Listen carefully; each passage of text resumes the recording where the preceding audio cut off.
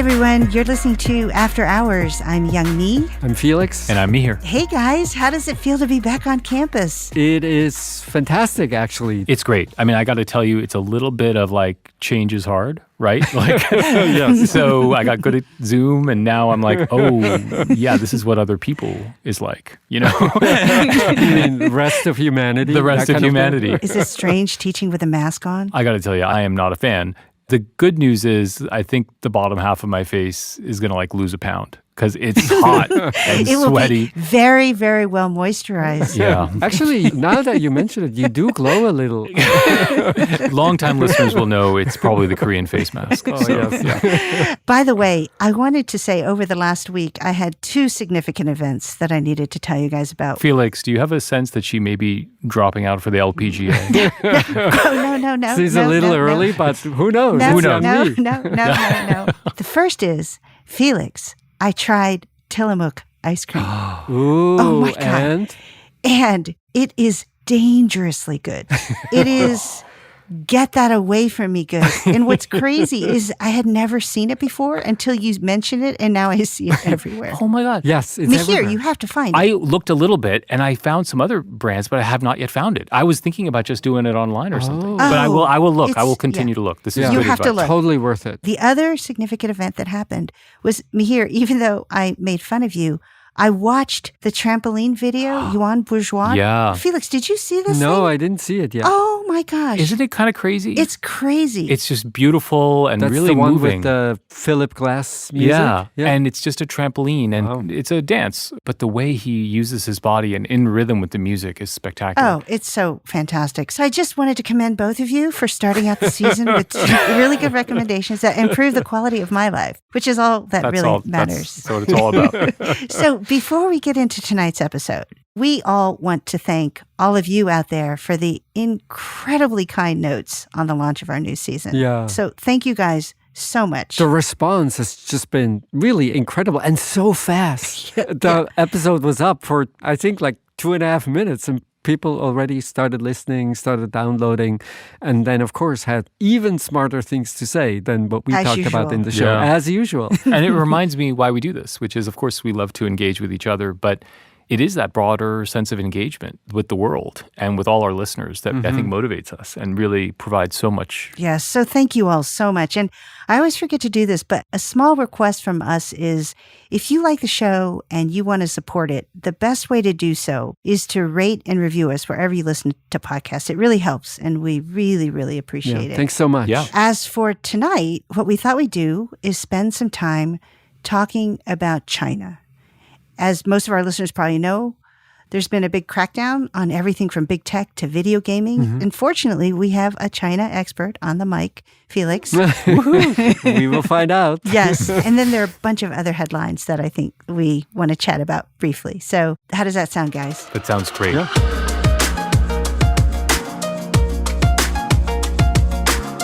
So China is in the middle of a regulatory crackdown that has been somewhat dizzying in scope.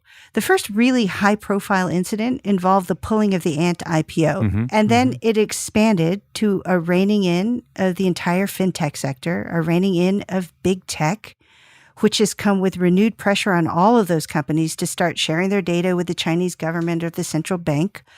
Meanwhile, the government has indicated that large Chinese companies will no longer be able to go public in the U.S.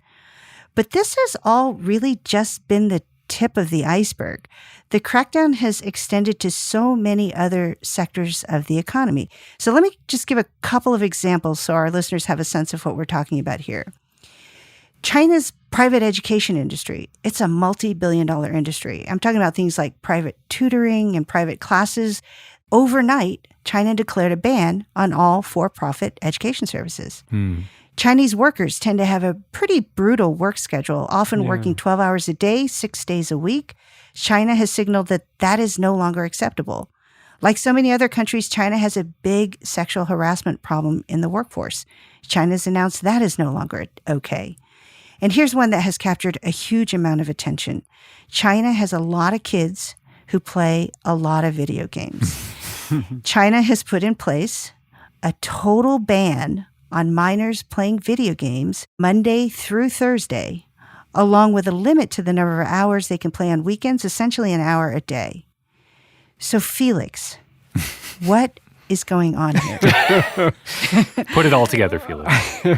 So let me say something unhelpful to begin with. It's China, and so it's complicated. It's this government that has lifted hundreds of millions of people out of poverty. And it's the same government that shows utter disrespect for human rights in Xinjiang and in Hong Kong and in other places. And so whenever I hear news out of China, I think we very quickly jump to sort of it's terrible or it's a government trying to pursue policy goals that we don't agree with.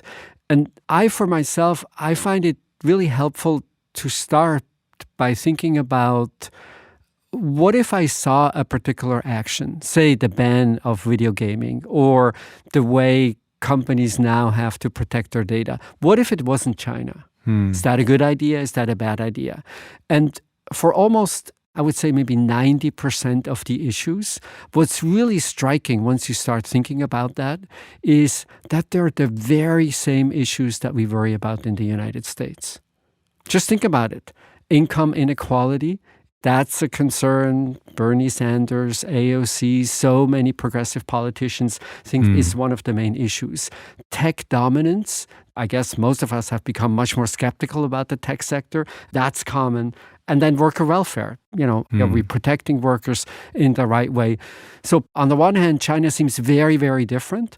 But the kinds of issues that the government cares about are actually almost the same issues that are at the center of policy concerns here in the United States.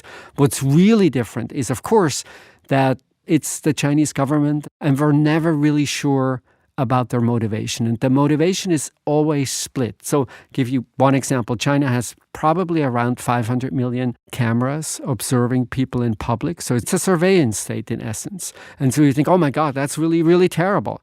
China also has 50% of the smart cities that exist on the planet. And they're using those same data to provide better social services, to make life in the cities a better life. So almost always when you look at it, it's this mixture, at least from my point of view, where I sort of see the policy goals. I see what they're trying to do. It's more the way it's done, the way the interventions come about, that I think is a bigger concern. Felix, that's such a helpful way to think about China because it is, as you say, so polarizing. But I guess the concern, Felix, is not just how it's done, but this seems like a coordinated set of steps. There's some sense in which the state is cracking down. They're trying to exert control.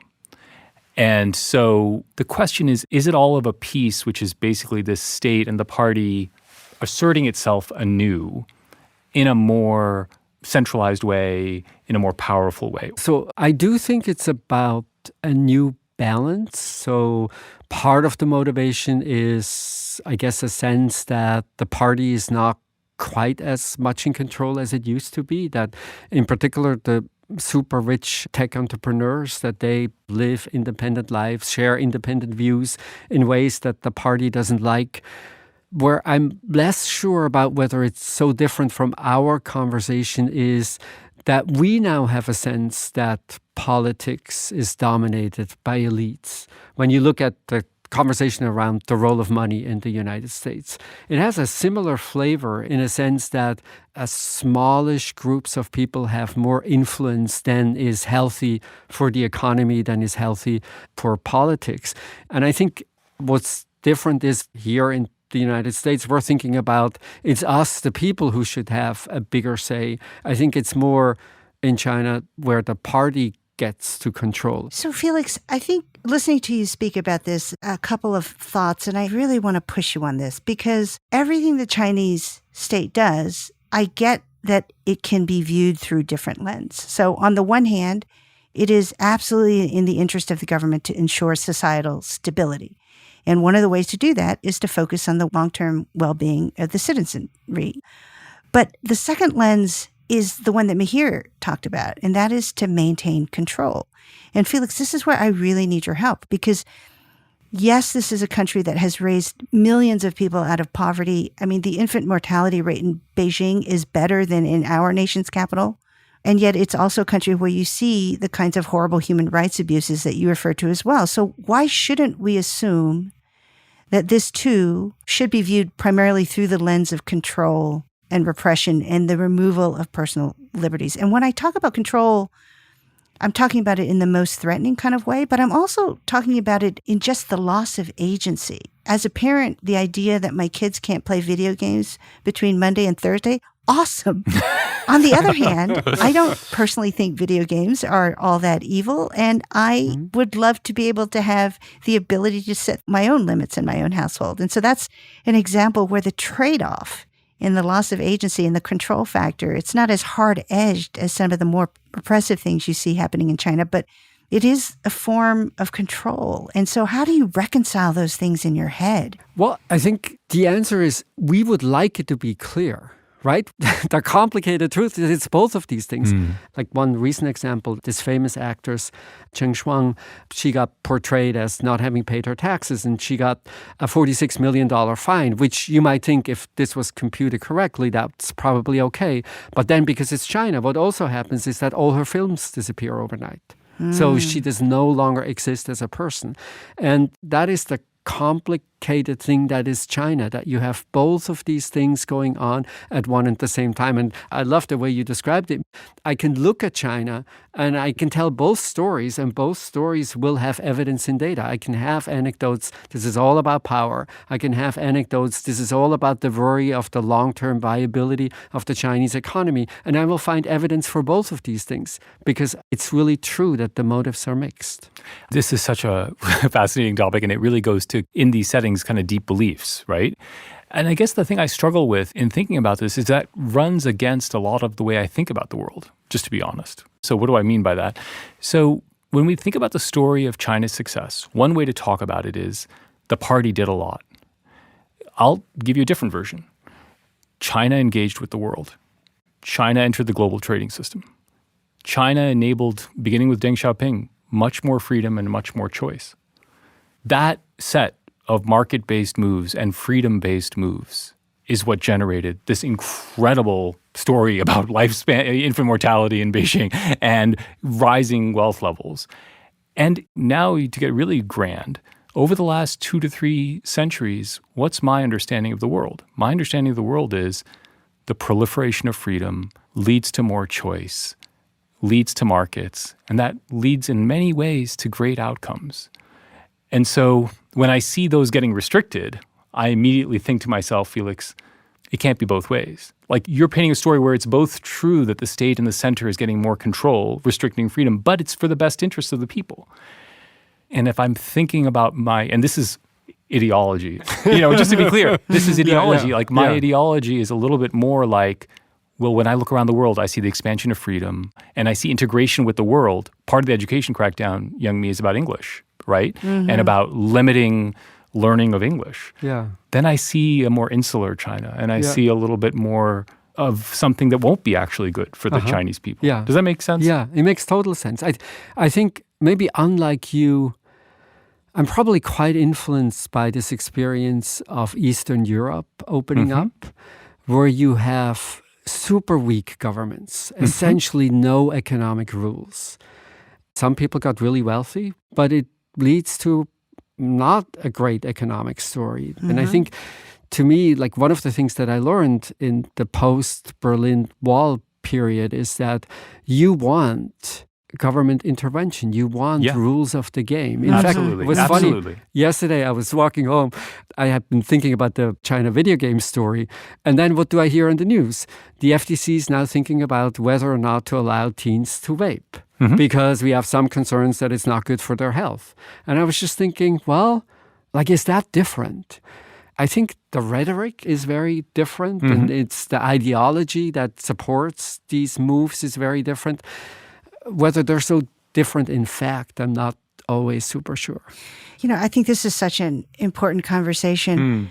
In America, we have this self-image of ourselves as being at the forefront of modernity, at the forefront of progress. In other words, there are lots of repressive countries out there that we have held in disdain because we could rightfully claim that the country was failing. China is a repressive country that is not failing. And I think that makes it really hard. It's a place where the average quality of life has improved dramatically over the past couple of decades. Yeah. And that's what makes it a difficult conversation to have. And I hope listeners don't misunderstand any of us. I think none of us are ignoring or defending the repression that also exists in China and what continues to happen there. Mm-hmm. But it's to Felix's point that to truly understand China is to hold many opposing ideas in your head at the same time. Exactly. And right. of course, there is a very lively debate inside China as well, right? Yes. So it's not as though there's this one view in China, pro-con markets. Like even your view, Mihir, I think would find many friends in China. You know, what's really interesting to me about this conversation is it's about China per se. But Youngme, your comments make me also realize that it's about the whole world, right? Mm-hmm. Yeah. So Yes. let's say I get very sanguine about what's going on in China and I'm totally comfortable with it, right? That doesn't mean that I feel great about it for the world in the following sense, which is it's going to be an example that will be used around the world to Yes. justify lots of things by regimes that are a lot less benevolent than under this version the Chinese regime is. Even if you feel like it's a good model for China, I guess a little bit of my concern is, wait a second, this is going to be used by ruthless people, strong men and women around the world who have much less benevolent aims and much less capabilities, frankly, than the Chinese Communist Party does. Yeah. And that's why it's about China, but it's kind of about the world. Yeah. I think your comment of broadening the lens to the entire world is so apt, Mihir. One way to think about what you see happening is 3 very different market approaches. So in China, over the past decade or two, we've seen this tidal wave of incredible innovation. And now we're seeing waves of regulation to rein it all in. In the US, we've seen a similar tidal wave of incredible innovation, but this has been accompanied by what many would regard as insufficient, inadequate regulation, the kind of slow-moving regulation that has very little chance of winning the race against innovation. And then if you look at Europe, they've been much more aggressive with regulation from the start, to the extent that many would argue that the regulatory environment has stifled innovation. And so at a super high level, what you're seeing, and again, I realize this is very overly simplistic and overlooks a lot of nuance, but it is very interesting to compare the 3 approaches.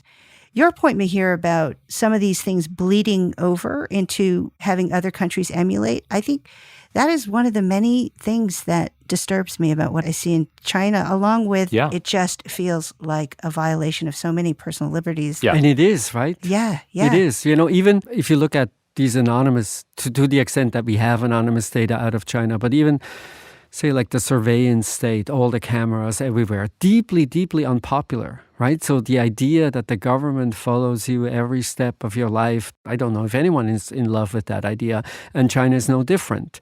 It is then, of course, that you also see when now you have an electronic social security card that allows you to get services in a completely novel, different way.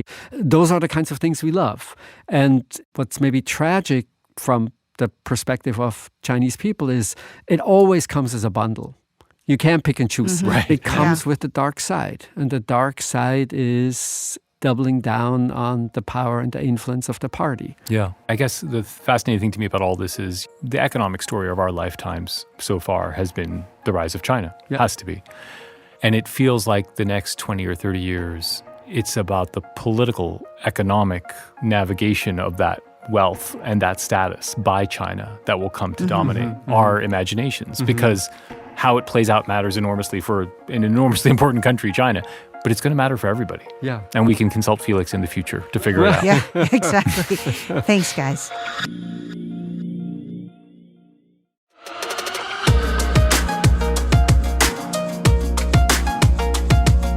Okay, so every week, the 3 of us, we all come across headlines that catch our eye. We find ourselves wanting to talk about them, but they don't necessarily merit a deep dive.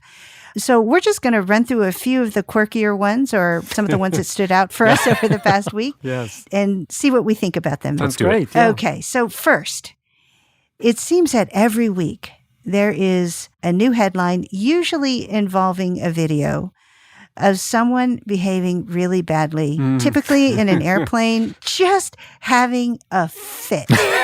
to the point where they have to be tied down by the flight attendants. And what is your theory for why we have forgotten how to behave in public? Well, I got to say, I have two kind of diametrically opposed takes. So the first take is it's kind of like the thin veneer of civilization. You know, like you scratch a little bit beneath the surface and like everyone's a brute. Yeah. But I think actually what's really going on is like severe anxiety and mental health issues that have been building up over COVID. And by the way, these trends are real. Like the data for the FAA on incidents on planes is real. They are going through the roof.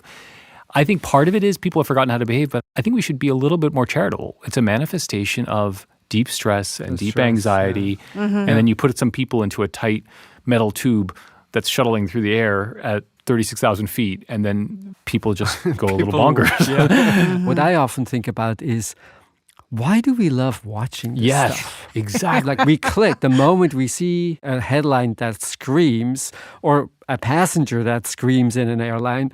But the real puzzle is like, why do we sit there mesmerized when Felix, people behave I click badly? on everyone. No, I do too. I can't resist. I mean, it reminds me, if you've ever raised a toddler, I mean, this is what a tantrum looks like. And I think this goes back to the conversation we were having about personal liberties. In our country, we feel so entitled to our personal liberties. I think we've had to stifle a lot of urges over the last year and a half. And now that the restrictions have been loosened somewhat, but not altogether, we're all just acting up. And what I am struck by is how much anger there is. Yeah. And we are not just angry at the pandemic. We are angry at each other. This is not like a hurricane where you blame Mother Nature. We are blaming each other for this. And I think that's my theory on why there is so much anger, because there's someone to direct the anger to. And we have drawn very divisive lines in this country. And I think what I'm puzzled by is we have so many coordination issues where we agree on rules. Right. It's a good idea that everybody drives on the right side. It's a good idea that you wear a seatbelt. Like, how did some of these coordination issues that we have to solve now, like how is it that these completely irregular, commonplace coordination issues create these emotions? And it's not as if it's a surprise. Yes, When you book a flight, you actually have to check a box saying that you understand what the rules are going to be. I know. Well, but I think part of it is because there are political leaders who sow division and gain power by linking what are relatively commonplace issues with some larger narrative about the way the state is what happens all over the world in a way, right? Like they're sowing division, right? I mean, that's what they're doing. Yeah, it feeds right into it. Okay, another headline. Fox is starting a weather channel. Oh my God. So Rupert Murdoch has announced the launch of Fox Weather, a 24-hour streaming channel that promises to do for weather what Fox has done for politics, for financial news, and sports. Of course, the Weather Channel is the legacy player here, and its ratings are up. So yes, rest assured, as we have more disruptive weather events, the disasters will be televised by Fox Weather.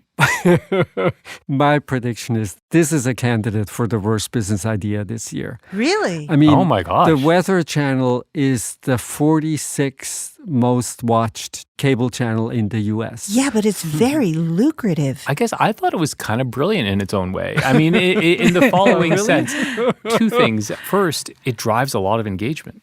People are engaged about the weather. And maybe moreover, in a weird way, a manifestation of the importance of climate change. Like weather has become news in its own right.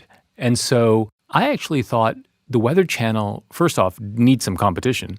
And B, actually, making climate-induced weather changes something that everyone starts to understand better could be great for the world.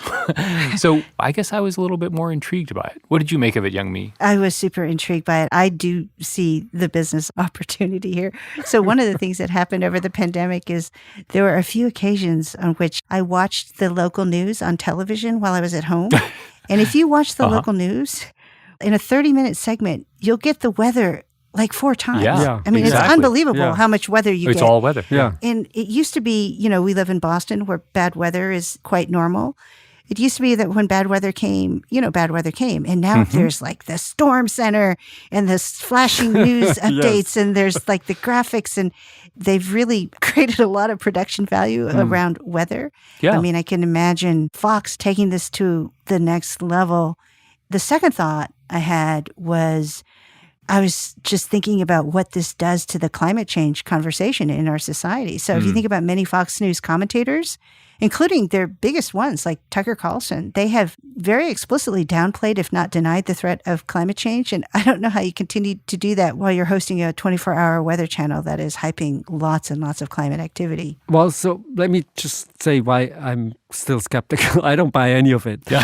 So it is true, of course, climate change related. There are many more weather events.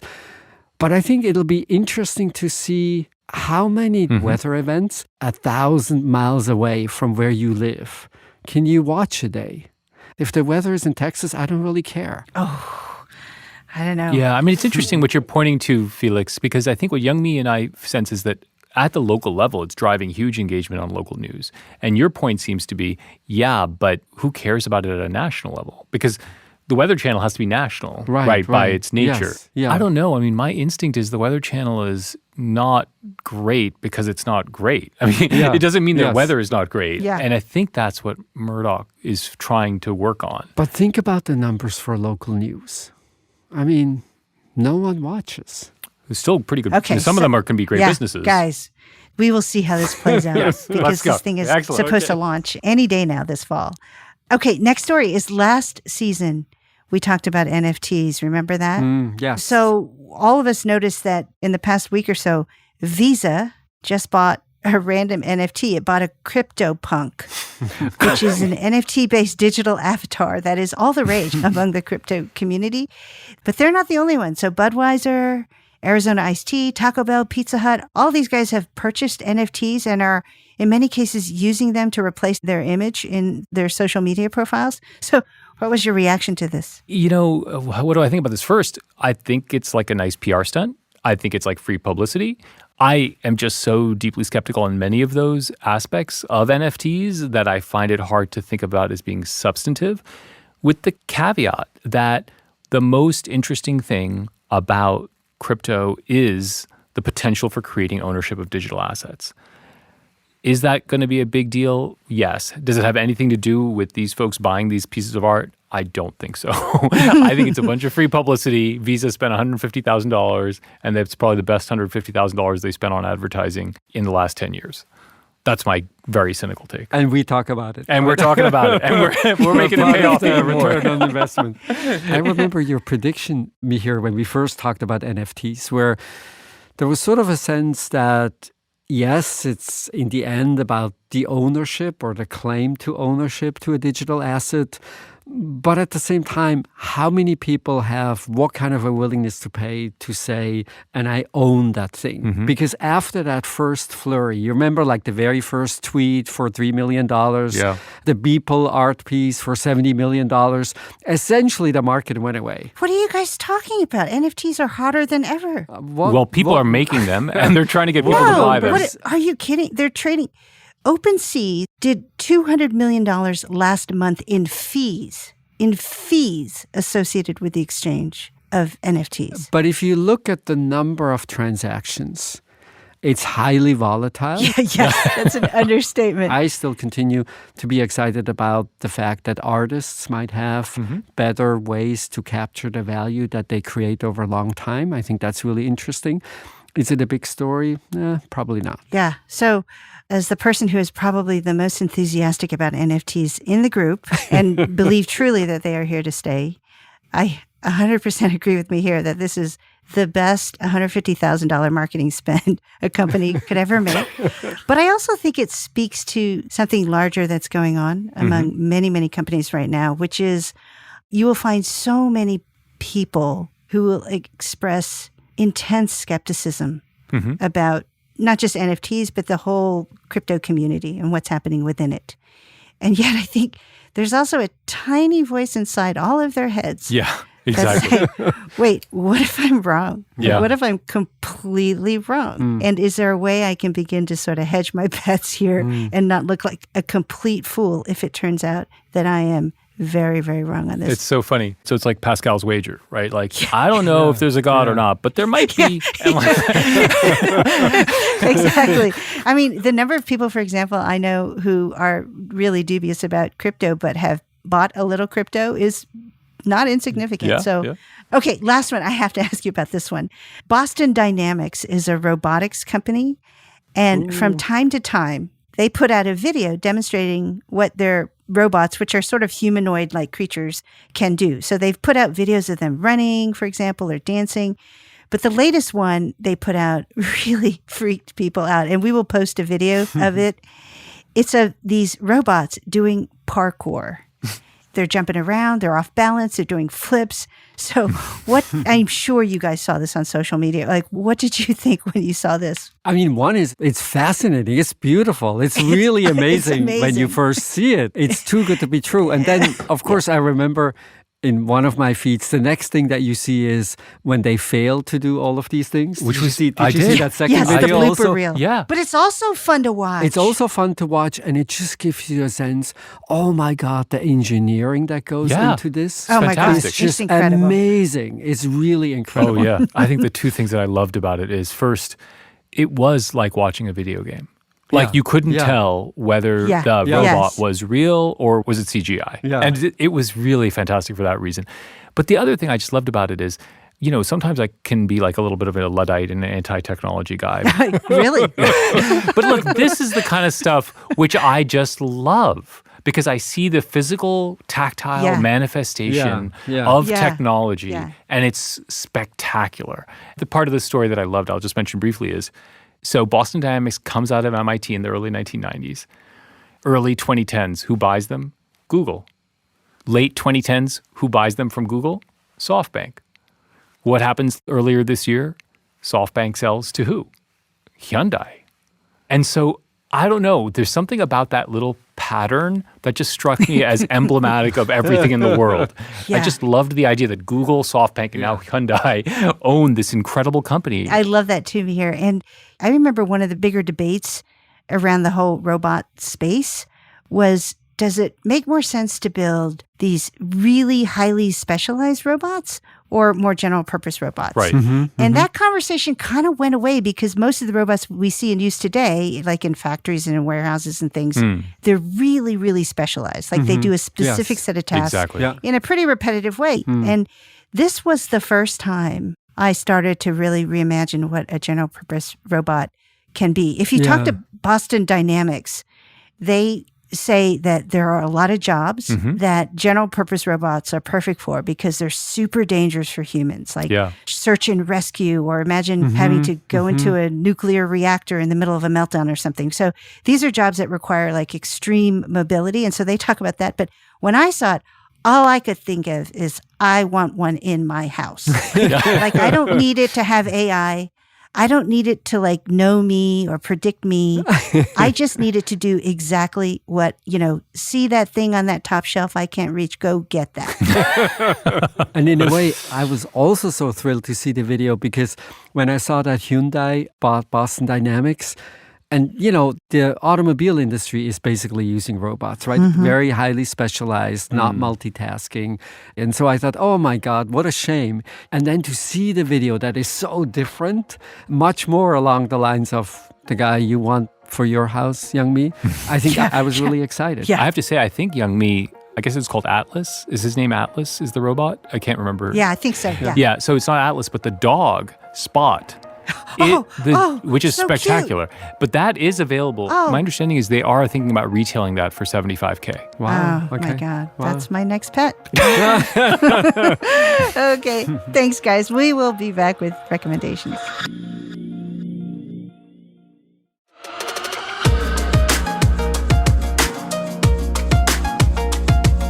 Okay, so picks for this week. Mihir, what'd you bring in?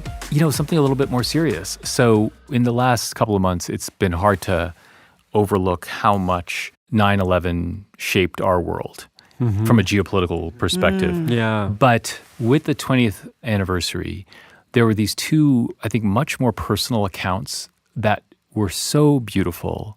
So one is by Jen Senior in The Atlantic magazine, and it's called What Bobby McIlvaine Left Behind.